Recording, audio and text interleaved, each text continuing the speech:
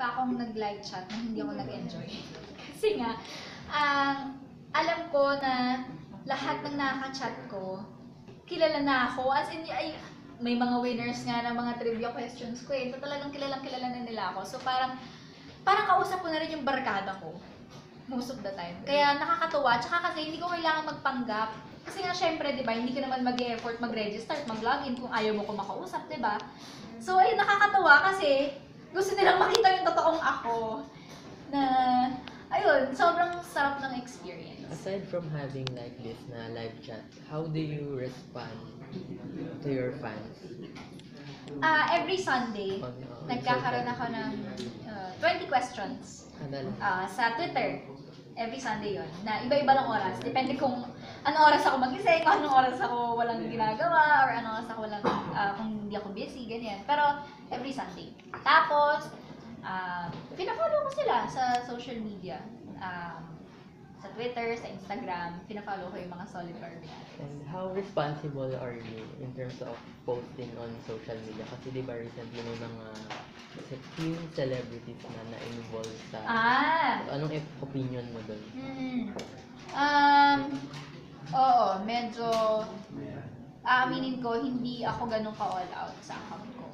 Actually, kahit sabihin na natin na gumawa ako ng private account, kahit ilalabas ko pa rin, di ba? Hindi nga lang malalaman ng karamihan, pero ilalabas ko pa rin. So kahit katiting, there's still a chance na pwedeng malaman ng ibang tao kung ano man yung ayaw kong ipaalam. Na in the first place, ayaw ko mang ipaalam, so bakit kailangan kong ilabas, di ba? So, yun. Oo. Extra conscious ako sa pagpo-post. And pag sa tingin ko nakaka-offend ng ibang tao or hindi maganda para sa akin, hindi ko na pinopost. Kasi ayoko rin naman yun. Alam ko na rin naman dahil nga sa mga ganyang news lately, parang na-foresee ko na yung consequence. Kaya hindi ko na rin talaga. At saka ever since hindi ko in-expose ang sarili ko sa ganyan klaseng How happy are you sa The Half Sisters? Kasi Sobra! hanggang ngayon airing pa rin. Oh, nice! Diyos ko, nakakaloka. Grabe ang itinagal ng The Half Sisters. Record-breaking. Nakakatuwa kasi sa isang taon at hanggang ngayon na pagsasama namin ng lahat ng cast, kahit ng staff, naging isang buong pamilya kami. Na nakakatuwa kasi nagtatrabaho kami pero hindi namin ramdam na nagtatrabaho kami. Kahit mabibigat yung eksena, pagkatapos sa eksena, wala na. Masaya na kami ulit. Sobrang kabaliktaran ng kabigatan ng nangyayari ngayon sa Love Sisters ang nangyayari sa amin off-cam. Sobrang saya na.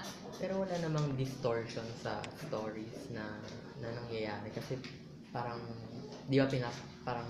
Masyado na humaba. Di ba? Wala namang... Well, ako bilang Diana, napapansin ko na parang merong mga times or merong mga eksena o mga kaganapan na parang nangyari na noon. Kaya lang, kasi kung itutuloy ko yung pagbabasa ng script, kung itutuloy ko yung eksena, isipin ko, relevant pa rin naman. Hindi magiging out of play yung storya at may connect pa rin. Kaya siguro hanggang ngayon, interested yung mga tao kasi kahit mahaba na yung itinakbo ng storya namin, pa rin, maganda pa rin yung takbo, hindi siya magulo.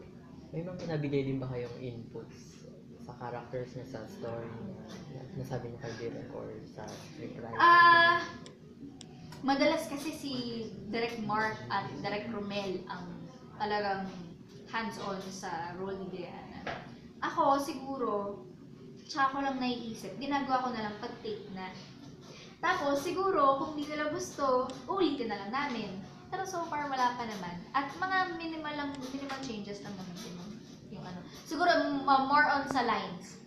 Same thought, pero dun sa salita or dun sa sentence na mas komportable ako, mas mukhang normal, yung mas mukhang natural yung pag-deliver, gano'n. Yan lang, pero wala akong ano. Grabe naman yun. Powerful. Saan mo pinukuha yung energy mo? Super hyper ka talaga sa almost 2 hours eh. Na-stress siya, di ba? Hindi ko alam. Siguro, kasi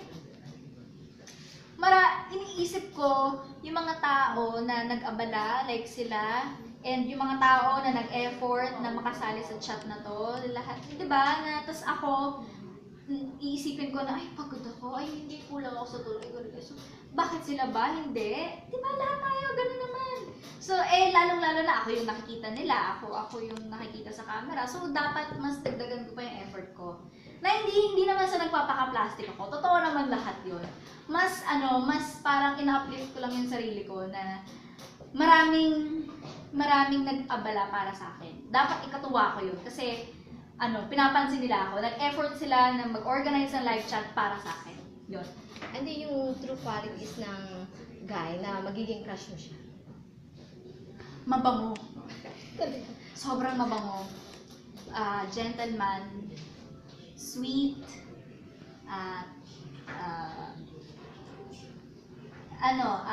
Respectful sa parents ko. Lalo na. At, siya, madali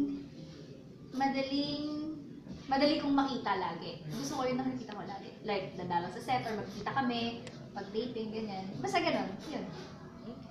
Ano na lang, message mo sa lahat ng mga sumusuporta, especially dun, siguro sa family mo muna. Ngayong 18 ka na. Oo naman, ever since naman nag-start akong magtrabaho, sila na talaga yung katuwang ko. Sila na talaga yung nakakasama ko, papunta sa set, ganyan-ganyan. Hanggang sa nagkaroon ako ng sasakyan, sila nagmamaneho sa akin. Hanggang ngayon, sila ang kasama ko, ang non-stop na sumusuporta sa akin. Kaya, walang hanggan ako magpapasalamat sa parents ko, sa dalawang kapatid ko, sa suporta, pagmamahal, grabe. At sa supporters at sa fans na patuloy na sumusuporta sa akin, thank you. Kahit before Half Sisters, maraming salamat po.